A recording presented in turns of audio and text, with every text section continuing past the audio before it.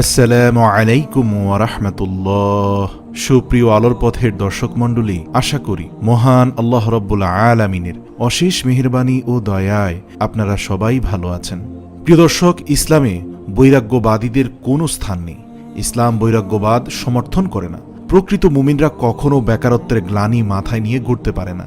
ইসলামের দ্বিতীয় খলিফা হযরত ওমর রাদিয়াল্লাহু তাআলা আনহু টানা 4 দিন মসজিদের কোণে বসে থাকা জিকির ইবাদতকারী একটি দলকে প্রশ্নের মুখোমুখি করেছিলেন। তাদেরকে প্রশ্ন করেছিলেন, তোমরা কেন মসজিদে বসে আছো? তারা বলল, আমরা আল্লাহর ইবাদত করছি। ওমর রাদিয়াল্লাহু তাআলা আনহু বললেন, আলহামদুলিল্লাহ, কিন্তু তোমাদের সন্তান, স্ত্রী, পুত্র তাদের দেখাশোনা কে করবে? তখন তারা বলবে, আল্লাহর হেফাজতে দিয়ে এসেছি।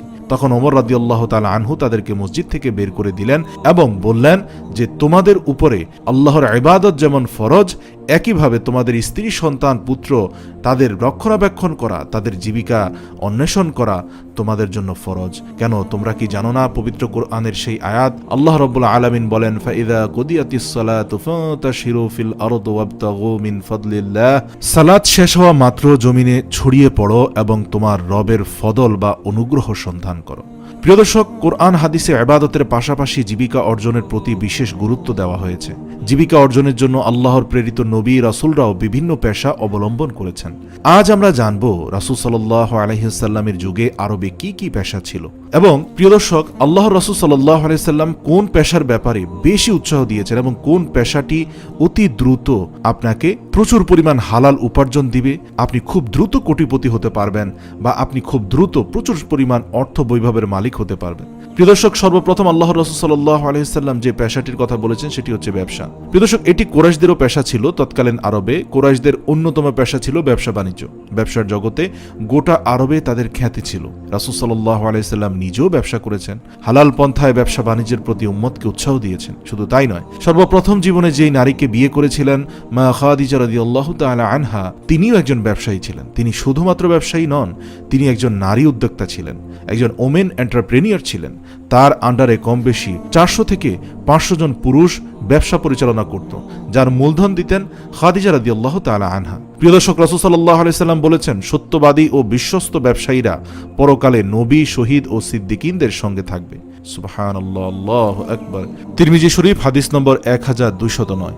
প্রিয় দর্শক, তারপর হচ্ছে শিক্ষকতা। রাসূল সাল্লাল্লাহু আলাইহি সাল্লাম নিজেও ছিলেন শিক্ষক, যিনি গোটা বিশ্ববাসীকে আলোর পথ দেখিয়েছেন। তিনি বলেছেন, আমি শিক্ষক হিসেবে প্রেরিত হয়েছি আর আমার শিক্ষক স্বয়ং আল্লাহ রাব্বুল আলামিন। সুবহানাল্লাহ।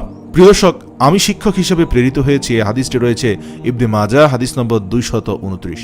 এছাড়াও ইসলামে আরেকটি পেশার কথা বলা হয়েছে, সেটি হচ্ছে শিকার, যেটি বর্তমানে খুব অ্যাভেইলেবল না। রাসূল সাল্লাল্লাহু আলাইহি সাল্লাম এর যুগে আরবে কেউ কেউ শিকার করে জীবিকা নির্বাহ করত। তৎকালীন যুগে আরবের দক্ষ শিকারী হিসেবে পরিচিত ছিলেন হামজা ইবনে আব্দুল মুত্তালিব। ইহরাম অবস্থায় শিকার করা নিষিদ্ধ, তাই পবিত্র কোরআনে আয়াত নাজিল করার মাধ্যমে এই পেশার লোকদের ইহরাম অবস্থায় শিকার থেকে বিরত থাকার নির্দেশ দেওয়া হয়েছে। ইরশাদ হয়েছে, হে ঈমানদাররা, আল্লাহ অবশ্যই তোমাদের পরীক্ষা করবেন শিকারের এমন বস্তু দ্বারা যা তোমাদের হাত ও বর্ষা নাগাল পায়, এটা জেনে নেওয়ার জন্য যে অদৃশ্য থেকেও কে আল্লাহকে ভয় করে। কাজেই এরপর কেউ সীমা লঙ্ঘন করলে তার জন্য কষ্টদায়ক শাস্তি রয়েছে। সূরা মায়েদা, আয়াত নম্বর 94। প্রিয় দর্শক, বর্তমানেও শিকারের পেশাটা অত্যন্ত লাভজনক এবং প্রচুর পরিমাণ উপার্জনমূলক একটি পেশা।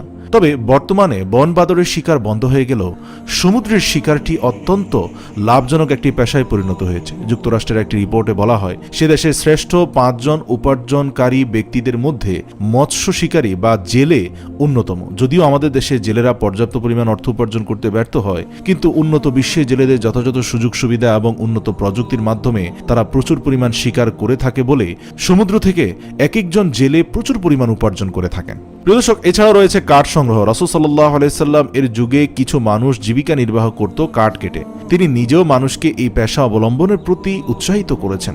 রাসূল সাল্লাল্লাহু আলাইহি সাল্লাম বলেছেন, যার হাতে আমার জীবন, সেই সত্তার কসম, তোমাদের মধ্যে কারো রশি নিয়ে কাঠ সংগ্রহ করে পিঠে করে বয়ে আনা কারো কাছে ভিক্ষা করা চেয়ে উত্তম, চাই সে দিক বা না দিক। বুখারী, হাদিস নম্বর 1470। প্রিয় দর্শক, কাঠের সাথে জড়িত যাবতীয় সকল ব্যবসায়ী আল্লাহর রাসূল সাল্লাল্লাহু আলাইহি সাল্লামের সুন্নাহর অন্তর্ভুক্ত। বর্তমান যারা ফার্নিচার নিয়ে ব্যবসা করছেন, সেটাও কিন্তু কাঠ সংশ্লিষ্ট ব্যবসা। আল্লাহর রাসূল সাল্লাল্লাহু আলাইহি সাল্লাম যেহেতু বলেছেন, সুতরাং ফার্নিচারের ব্যবসাটিও একটি অত্যন্ত মহৎ ব্যবসা।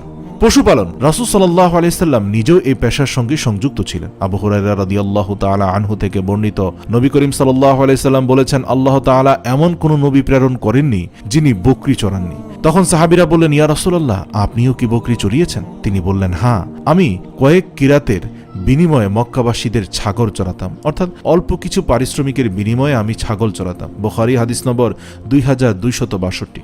প্রিয় দর্শক, এরপরে রয়েছে চাষাবাদ। চাষাবাদ মানব সভ্যতার প্রাচীনতম একটি পেশা। জীবনের প্রয়োজনে যুগ যুগ ধরে এই পেশা টিকে আছে। ইসলাম ধর্মেও এই পেশার প্রতি উৎসাহিত করা হয়েছে। পবিত্র কোরআনের মাধ্যমে মহান আল্লাহ এই পেশার লোকদের দিক নির্দেশনা দিয়েছেন। এরশাদ হয়েছে, আর তিনি সৃষ্টি করেছেন এমন বাগানসমূহ যার কিছু মাচা নির্ভর, অপর কিছু মাচা নির্ভর নয়, এবং খেজুর বৃক্ষ ও শস্য যার স্বাদ বিভিন্ন রকম, আর জায়তুন ও আনার, এগুলো একটি অন্যটির মতো, আবার বিভিন্ন রূপেরও। যখন এগুলো ফলবান হবে তখন সেগুলোর ফল খাবে এবং ফসল তোলার দিন সেসবের হক প্রদান করবে, আর অপচয় করবে না। নিশ্চয়ই তিনি অপচয়কারীদের পছন্দ করেন না। সূরা আনআম আয়াত নম্বর 141। প্রিয় দর্শক, এছাড়াও আল্লাহ রাসূল সাল্লাল্লাহু আলাইহি সাল্লামের সুন্নতের অন্তর্ভুক্ত অন্যতম দুইটি পেশা হচ্ছে অস্ত্র উৎপাদন করা, সুতা কাটা।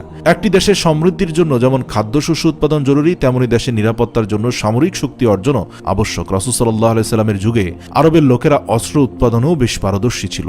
বিশ্বের এখনও উন্নত দেশগুলোতে অস্ত্র উৎপাদনের জন্য বড় বড় কোম্পানি তৈরি হচ্ছে। দুঃখজনক হলেও সত্য, আমাদের দেশে টেকনোলজি উন্নত না হওয়ার কারণে এখনও বড় বড় আন্তর্জাতিক মানের অস্ত্র নির্মাণকারী প্রতিষ্ঠান সৃষ্টি হয়নি, অথচ এটি রাসূল সাল্লাল্লাহু আলাইহি সাল্লামের সুন্নতের অন্তর্ভুক্ত একটি পেশা। সর্বশেষ সুতা কাটা। বস্ত্রশিল্পে আরবরা ছিল বিশ্বের অন্য সব দেশের পেছনে। কাপড় বুনানো, চামড়া পাকা করা সহ যেসব শিল্পের খবর জানা যায় তার বেশিরভাগ হতো প্রতিবেশী দেশ ইয়ামেনে। সিরিয়া ও ইরাকেও তারা পণ্য রপ্তানি করত। আজকে রাসূল সাল্লাল্লাহু আলাইহি সাল্লামের সেই সুন্নতটি বাঙালিরা সবচেয়ে বেশি আঁকড়ে ধরেছে, আর সেটি হচ্ছে এই সুতা শিল্প বা বস্ত্র শিল্প।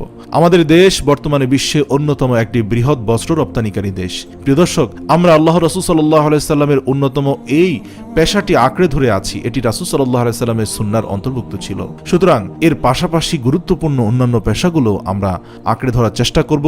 জীবনের প্রত্যেকটি ক্ষেত্রে, ব্যবসা বাণিজ্য, চাকরি বাকরি, সকল ক্ষেত্রে রাসূলের সুন্নাহকে অনুসরণ করব। আল্লাহ রাসূলের পছন্দের পেশাগুলোকে বেছে নিব এবং রাসূল সাল্লাল্লাহু আলাইহি সাল্লামের রীতিনীতি অনুসরণ করে ব্যবসা করব। কেননা আমি যদি সুন্দরভাবে আল্লাহর রাসূলের সুন্নাহর উপরে ব্যবসা করতে পারি, তবে কিয়ামতের দিন আল্লাহ রাব্বুল আলামিন আমাকে নবী, শহীদ ও সিদ্দিকীনদের সঙ্গে রাখবেন। প্রিয় দর্শক, ব্যবসাকে ছোট করে দেখবেন না, অথবা আল্লাহ রাসূলের পছন্দের যে কোনো পেশাকেও ছোট করে দেখবেন না। নিঃসন্দেহে এই সকল পেশাগুলো মহৎ পেশা। এর ভিতরে আপনার দুনিয়া ও আখিরাতের অসীম কল্যাণ লুকিয়ে রয়েছে। আল্লাহ রাব্বুল আলামিন আমাদেরকে তার রাসূলের অনুকরণ করার তৌফিক দান করুক। ওমা তৌফিক ইল্লা বিল্লাহ। প্রিয় দর্শক, রিপোর্টের শেষ। সকল ব্যবসায়ী ভাই এবং আল্লাহ রাসূল সাল্লাল্লাহু আলাইহি সাল্লামের সুন্নাহর উপরে যারা কর্মযজ্ঞ পরিচালনা করছেন, তাদের ব্যবসায়ের মানের উন্নতির জন্য কিছু দোয়া শিখিয়ে দিব। দৈনন্দিন কাজকর্ম, চাকুরি, ব্যবসা বাণিজ্যে অনেকে মনে করেন কোনো উন্নতি নেই। যে কাজে হাত দেন সেই কাজেই কোনো না কোনো বাধা এসে যায়, অথবা কোনো ঝামেলায় আটকে যায়। পরিকল্পনা মাফিক কোনো কাজই শেষ হয় না। আবার আপনি হয়তো ব্যবসা করছেন অথচ কোনো উন্নতি হচ্ছে না, ব্যবসায় লোকসান হচ্ছে, অথবা আপনার পণ্য বা সেবা বিক্রি হচ্ছে না, অথবা এমন কিছু উদ্ভট খরচ এসে যাচ্ছে যার কারণে আপনি লাভ ঘরে তুলতে পারছেন না। দিন দিন লোকসানের পাল্লা ভারী হচ্ছে, আপনি ঋণগ্রস্ত হয়ে যাচ্ছেন। লেখাপড়া ও দিনের অন্যান্য কাজে দীর্ঘসূত্রিতা এসে যাচ্ছে। অফিসের কাজকর্ম ঠিকভাবে করতে পারছেন না। সহকর্মীদের সাথে সম্পর্ক খারাপ হচ্ছে।